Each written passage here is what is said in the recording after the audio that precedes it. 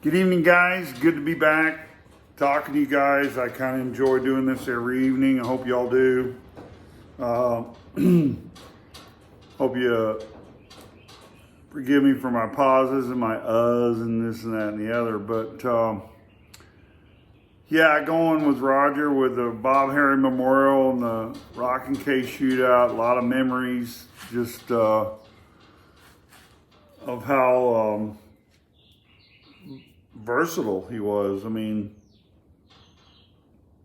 he may not have been perfect or great or your first pick on your team or anything like that, but one thing's for sure, he was entertaining. I mean, I would say if you probably looked up the word entertaining or entertainment, you might find his picture in a dictionary because he was the ultimate entertainer.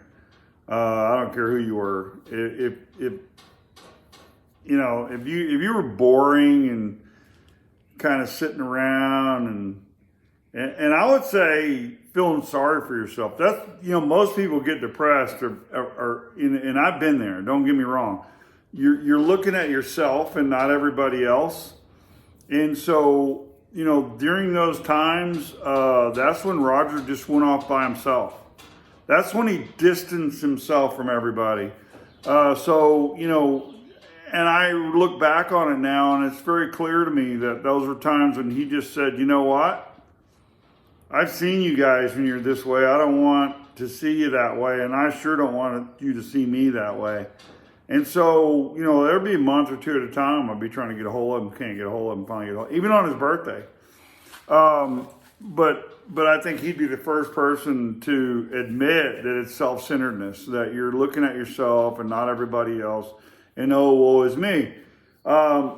He was rarely that way younger and even in his mid ages, and I think he got more that way older. Like I said, when you become a free spirit, you're basically saying that you just want to be one entity. So you don't want to, you know, you don't want to share all that, the spotlight and all that stuff. And so that's, like I said, that's the lifestyle he chose. And I'm willing to live with it the rest of my life. No big deal, because as you can see, proof in the pudding, I've enjoyed every minute of it. You know, I just hope I think he did, but I hope he realizes that, or, you know, because, he was special. I know it kind of got that way. We were talking about Uncle James doing the James Zone when you'd heard these stories a lot of times. And I guess when we get older, those memories that you're trying to bring back up, some people have heard them and, you know, I've, you know, been there, done that kind of thing. And other people go, hey, look, it's entertaining. Tell me again. Because there's a lot of movies I love. I watch them 10 times because they're good. Roger was one of those movies. I in my opinion, there was a lot of stuff that, you know, it's a filter. It's like going to the grocery store. You know, if you don't want to eat meat, don't eat it. Don't force anybody else not to eat it or that kind of thing. You know what I'm saying? But just don't. If you don't want to, don't. I mean, that's your choice. It's your choice. And he lived his life that way, choice. And so we all have consequences for our choices. We're all living with them. And no one can escape that. I don't care what choice you make. And I'm speaking in broad terms here because that's where we're at. But you know, that said, that's kind of thing that you know, I've gotten into this kind of philosophy thing, and that's the way Roger was. So, you know, influence. So take it with a grain of salt. If you don't agree with it, don't agree with it. We agree to disagree. That is that simple. Great nation. Not many other nations can say that. None that I know of. Anyway, we played golf and had a great time. Roger was entertaining and a lot of fun. My cousin Scott sent me a batch of pictures. It's going to take a while. I'm working with my daughter, and when we can get time, we haven't been able to get time here lately. but when we can get time, we're going to put together a collage of pictures. That's why I've asked people that you come up with these gems. There's no deadline on it. I mean, at least 3 pictures. I know everybody's got 1 or 2. I mean, my goodness. I've had some people, I don't have any pictures. Well, yeah, you do. You just look. There's 1 picture of Roger that you liked, or you and him, or the family. I promise you, everybody's got one.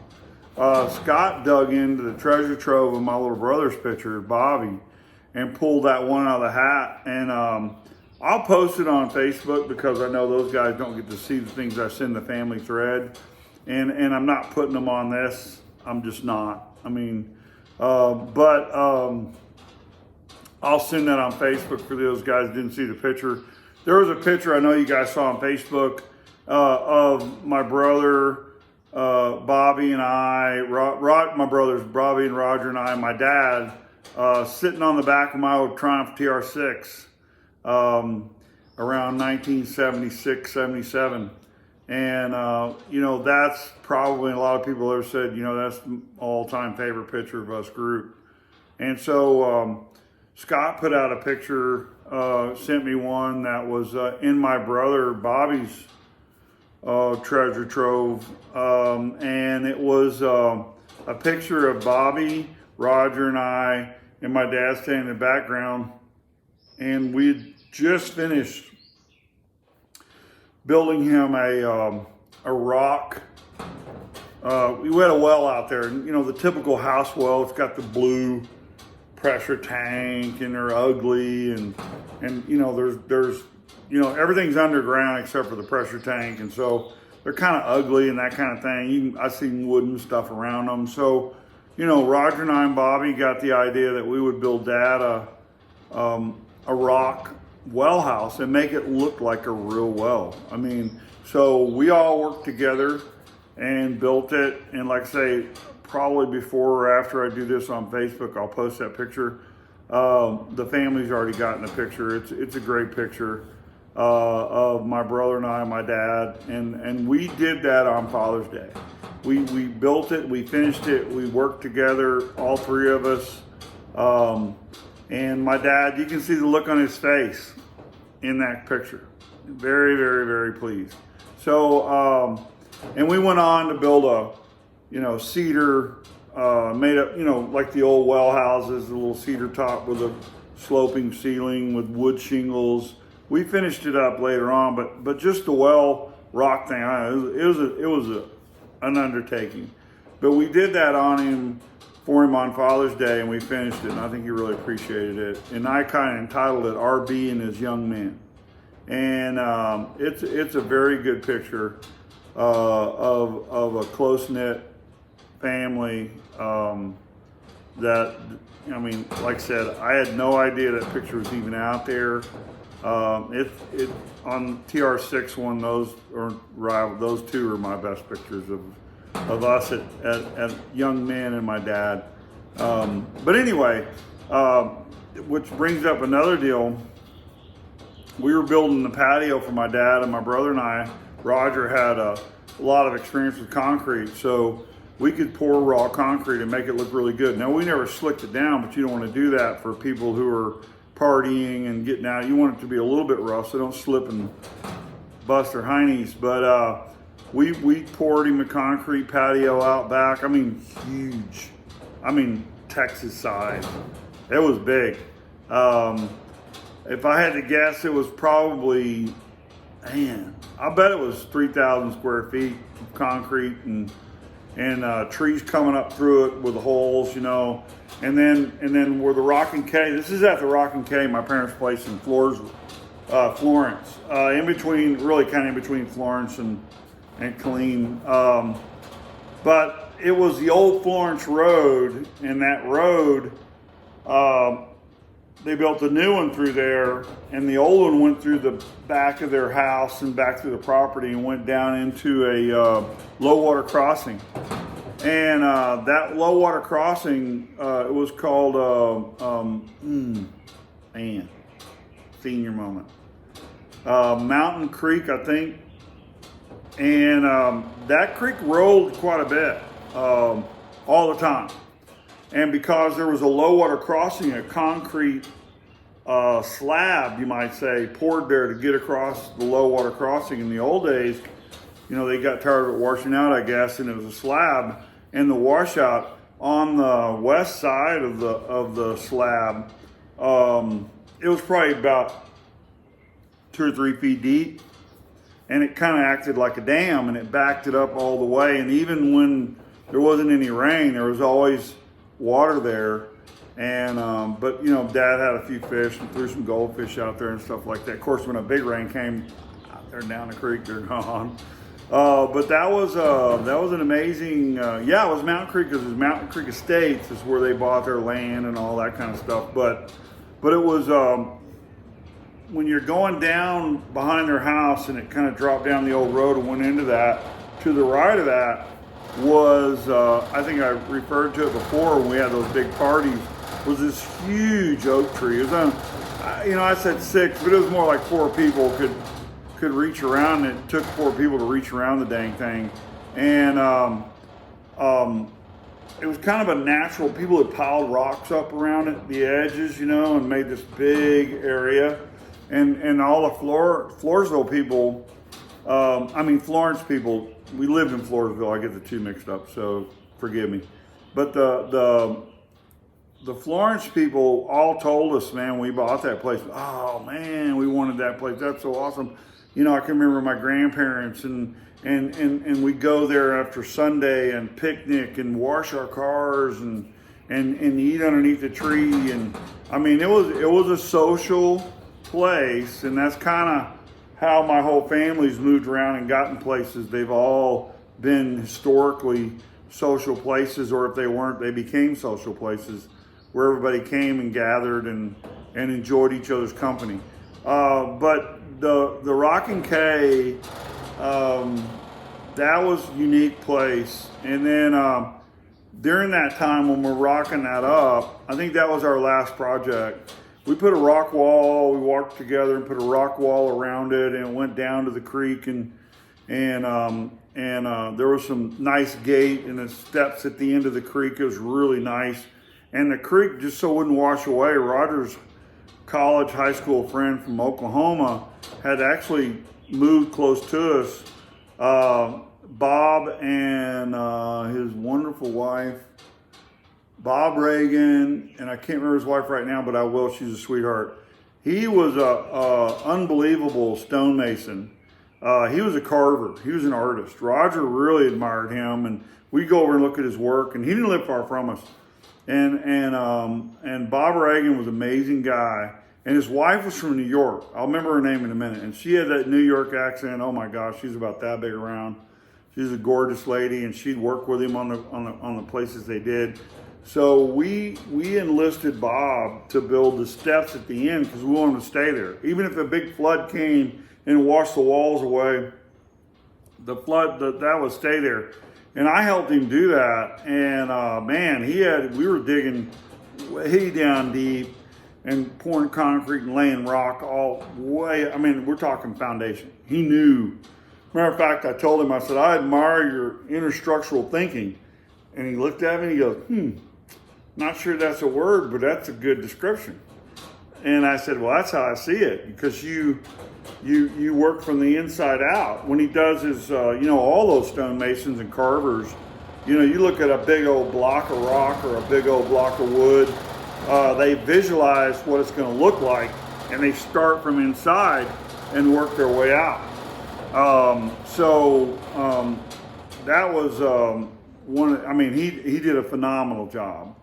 So we got that done, and then there's 3 areas that you could make as steps down from the patio we had poured where we built that well.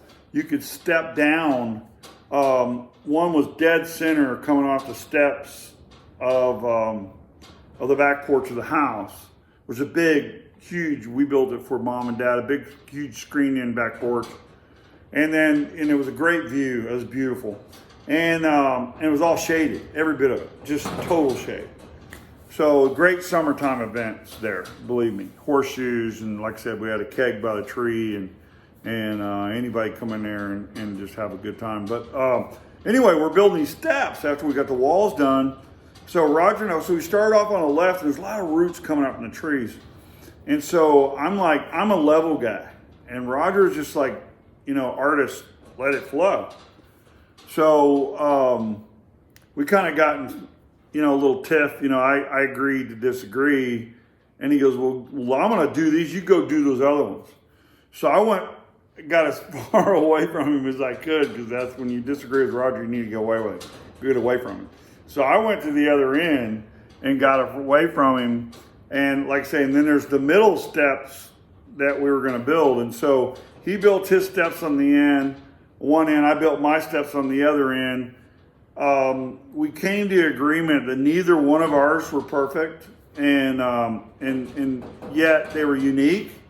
Roger's had some big drop-off steps and stuff like that. Mine, I was trying to create a more, every one of them are so many steps off. And then a couple of mine were too deep and wide, and they worked, they functioned. Don't get me wrong, but it was amazing how things come together. We both decided, he looked at mine, I looked at his, and I went, well, why don't we join forces? You know what I'm trying to do, and I know what you're trying to do. I said, let me carve out the foundation, and then I will be your grunt, and I'll let you lay it. And he went, and that was my deal. It was the foundation of it. And that's kind of who I am. I'm a foundation guy. So you got to build yourself a great foundation and come up. I mean, I've done that physically, spiritually, the whole 9 yards in my life. But it's amazing the results of those when we collaborated together and worked together, and we looked at each other's work, and he saw what I was trying to do and I saw what he was trying to do. When we built those steps, I'm not kidding you, the steps themselves, and then we had walls going down up 2 or 3 feet high, stepping down with them. We worked that together, and by doing that together instead of fighting each other, those steps were phenomenal. As a matter of fact, Roger got married right opposite of us. He went up on the patio, him and Carolyn, and the people sat underneath the trees. It was beautiful. Don't get me wrong. So he walked up the steps to his bride. Okay, and it was beautiful. I mean, beautiful. The steps were perfect. No one in the bride's grooms did it. And then when we had our wedding, we decided we would go down to the Bob Reagan gate and had a gazebo thing, and it kind of sloped off so everybody's above it looking at us. So Vi and I got married in the same backyard, only we did it the other end. And I got to look up, and I'm telling you, my wife was nervous as the whole day. I'm telling her, don't worry about it. You're going to be fine. And then I was great until you heard the music, and I looked up, and coming down the steps, and that Roger and I built that were just fabulous. I mean, they came like this, and they just opened up, And when you're looking up at that, and I saw my wife in her wedding gown, her wedding dress, I lost it. I mean, I got emotional, and she just solid as a rock. Come down through there, and we do our vows, and she just spits hers out. Man, I'm choking up in my vows. And I caught a lot of hack from my other friends because my wife doesn't think I meant it because I didn't choke up like you did. I said, I'm sorry, I can't help that, but it got me. But it was the serenity of the whole thing, and it was amazing. Kind of put that together. Here's Roger and I. These steps are kind of off and they're odd, and these steps were just perfect enough for 2 weddings. And I'll never forget that. We did a lot of things for Dad on that place. We built it up so cool. It was amazing, amazing place. There's some people that live there now. I've never gone back to see them. I think Roger has. they took down, our dad had these big metal deals out front. It was a horseshoe drive, and out front had big rocking K's he had made on them. And I always wanted to go back there and see if they would part with them or they still had them, but I just never have. We're headed that way this weekend, so maybe we'll do that, and I'll give you a heads up. We're gonna be coming from the pool side at James and Shirley's, and I'm still gonna call it that because it's theirs, even though my uncle's present with the Lord now, and Shirley's there. But we're gonna be there this weekend. My wife's birthday Saturday. We're gonna wish her a big happy birthday and that kind of thing. So the YouTube deal, tribute to Roger, will come from there, and we had a lot of good times there. And I you know what I'm gonna do there on Saturday night is tell you about the pool parties and the fun times we had there with Roger. Anyway, so that's, you know, Rockin' K and doing the rock work. Scott sent that stuff and reminded me of that stuff. And, you know, we had some great times there. We would always say, my dad was one of those guys that just would say, look, here's a list of stuff I want y'all to do. Because he's a Navy guy. He was a boatsman's mate, and then he became chief boatsman's mate. Which your job in the Navy doing that is maintenance and keeping the ship up in ship-shape condition. No pun intended, but you got a metal ship, and you're out to sea, and it's salt. And if there's one chip, if there's one flaw, the sea gets to it and rots the boat. I mean, it just decimates it. So his job was to keep that thing clean, painted. Matter of fact, we had a hard time with my dad quit painting trees up like a prison. You see the prison before they ain't got nothing to do, so they paint the trees halfway up. Then you read in the arbor deal because they're going to kill the trees. We never killed a tree. I don't know if that was true or not, but we had to get my dad. It took us probably 15, 20 years to get my dad to quit painting everything. Like, hey, it looks good natural. Don't be painting it. So, but on the Rockin' K in Florence was a very special time, and we did our trade that way. Lloyd came down, we rocked Mom and Dad's trailer up. We built them a 25-foot wall of rock. And if you'll look at, and when I send you the picture, if you'll look at that well, that's Lloyd Pope's rock style. It's just, I mean, you know, there's no flat or straight rock, you know, it's just a rock and everything's perfect like a brick. No, it's a work of art. And that's what Lloyd taught us. He taught Roger. I can do that. I mean, I can, not to the point where Roger did it. It would take me 10 times as long because I'm too much of a perfectionist. That's why I never could do it for a living. I go, tear it out, redo it, that kind of thing. So, but anyway, we did that for my parents around there a lot, and it kind of inspired me to go to another direction. So we're going to be in Florence for a little while, and at the Rockin' K, and tomorrow evening I'll tell you about our gardening experience. My dad's name was Roger, and the Beatles had a song, "We're So Sorry, Uncle Albert." Well, we replaced that with Roger. "We're so sorry, Uncle Roger, but we haven't done a bloody thing all day." And it's a great song. But my dad would give us a list, and it's a Navy list, and it was designed on purpose to give you more work than you can ever do in a day. I mean, we look at it and go, there's no way we can get this done. He goes, get it done. And if we got done half or 3/4, he already knew that. Oh, great job, good job, would always pat you on the back, fantastic. Then there'd be a but. But you could have done that. You guys took a little break, blah, blah, blah. But it was always giving you a list on purpose so there's no downtime. So there's no excuse. There's none of that. That's the way my dad lived his life.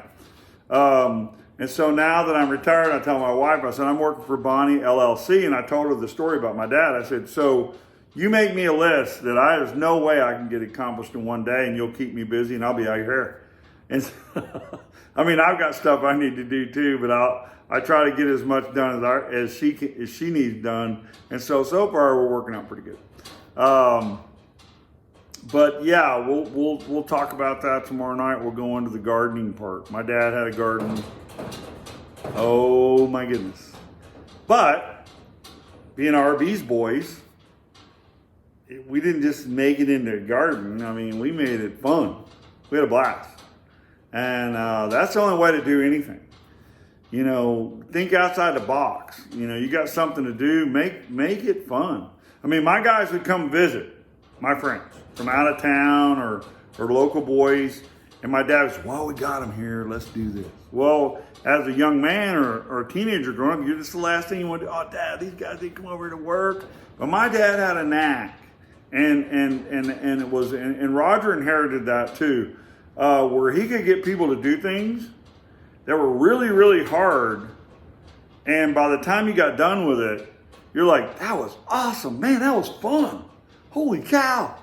Hey, Mr. Kirk, can we come back next week? You know, I mean, that's the way he had a knack, and he passed it on to all of us. I think we all got a little bit of that. And so, you know, life's too complicated to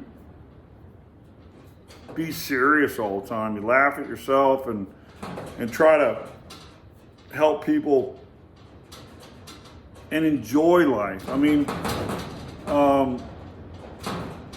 I don't think God intended us to be just downtrodden. And that's what I was talking about. Our word commit in the Greek and Hebrew, I can't remember the name of it right now. But it's like Allah. I mean, they're hard to pronounce when you're doing Hebrew. You gotta do a lot. But it's anyway, I do remember the first part of the meaning where it came from, and it was to roll off. So if you're going to commit yourself, you're going to roll off any inhibitions you have onto that. There's a lot more to that, and like I said, we're going to launch off of this what God's wanted me to do all my life, and it's called His ministry. Which it is. It's not mine. Like I said before, it's not John Hagee's. It's not Billy Graham's ministry.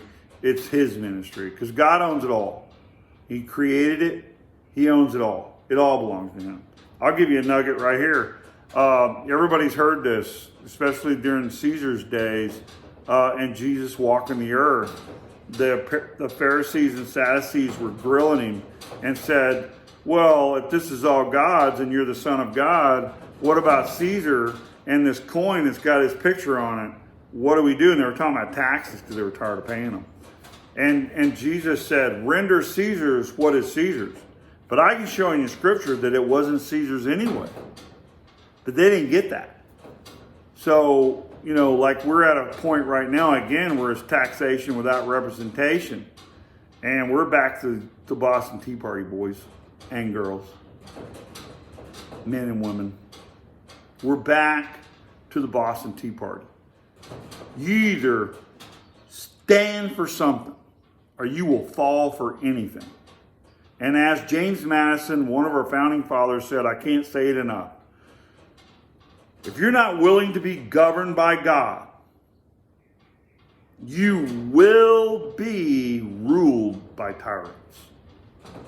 Let that sink in and look it up. It's in the Word. Love you guys. We'll do the Rock and Cake gardening tomorrow night because we're fixing to plant ours. It's going to be fun. And it's a big one. It's an RB garden. So I'll learn how to inject pictures later on. I'll try to do that. But for now, this is where we're at. Love you guys.